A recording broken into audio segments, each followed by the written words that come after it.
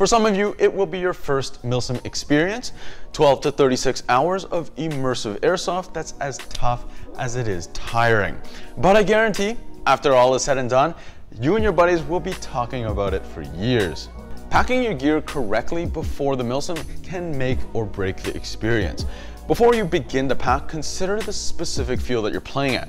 Is it open with more hiking involved, or is it tighter inside buildings where you're gonna have more time to set up camp? Will you need sleeping gear to spend the night? Try to check the weather forecast, but it's always a good idea to carry rain gear, at least in the car. Make sure you give yourself enough time to fine-tune your loadout. Once you're happy with your setup, put it on and wear it around the house for a few hours. Maybe even do some chores with it. It'll feel stupid at first, but trust me, it'll point out any issues to do with comfort. Remember, if it's uncomfortable or heavy for a few hours, it will be a nightmare for 24. Also, as a serial procrastinator myself, do not pack the night before.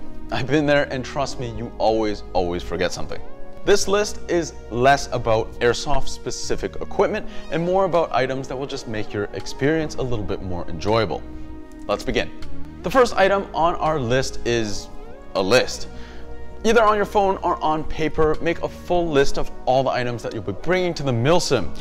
Maybe even separate the stuff that you'll bring onto the field and the stuff that you'll leave in the staging area. Not only is this useful while you're packing, but when you're at the game, you can refer to it to see if you really brought those fog-tight wipes before you spend hours digging for them. It's also a good idea to go through the list before you leave the Milsim, just to make sure you don't leave anything on the field. Number 2, good footwear. I mean, obviously you're gonna need shoes, but because so much time is spent on your feet, choose wisely. Try to imagine you're picking shoes to go on a 10K hike. Water resistant, lightweight, with good ankle support. Break in newer shoes and test for blisters by actually going on a hike in the woods. Also, bring an extra pair of comfortable shoes for the long drive back home. You'll be glad you did. Number 3, bug and sun protection. Unless you're one of the lucky few that don't get attacked by mosquitoes, you and your squad will be feasted upon. I've counted 99 mosquito bites on myself after a particularly bad event in Woodstock, Ontario. Try to bring some afterbite cream as well, just to keep your sanity. It's easy to forget sun protection, but don't forget you're outside almost the entire day. Sunscreen, a hat, maybe even tinted goggles is never a bad idea. Number 4, extra clothing. Unless you plan to drive home in the same sweaty clothes that you fought in, bring an extra set of comfortable clothes for after the game. Bring some extra socks and underwear, maybe even in your field pack, especially if it's gonna rain. A shemagh can be super useful. It can double as a towel and even works as sun protection. Number 5, water and food. Make sure that you have enough water. A good baseline is 4 liters per day, but everyone's different. It's always a better idea to have more than you need, at least in the car. Now, hydration bladders can be nice, but they're a little unwieldy to fill up and it takes time. Better yet is just the good old simple water bottle that you can keep in the cooler ready to go, and better yet, you can just toss them to squad mates if they need them. As for food, simple is usually the best. You'll be tired and won't want to do any fancy cooking. Try to bring some snacks that you can just easily eat while you're walking. For the full Milsim experience, you can grab a couple MREs with these cool heating elements that just take water to activate. Remember, the post-Milsim Denny's run is just around the corner. Number 6, a watch.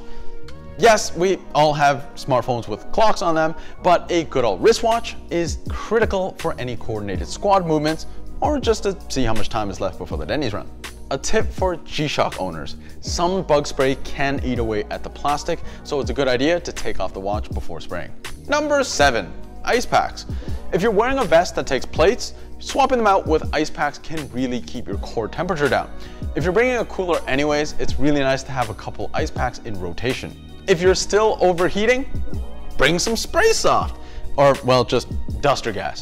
If you flip it upside down, you get a nice portable AC with a nice straw to get underneath your gear. Just be careful you don't actually burn yourself. Number 8, a camping headlamp.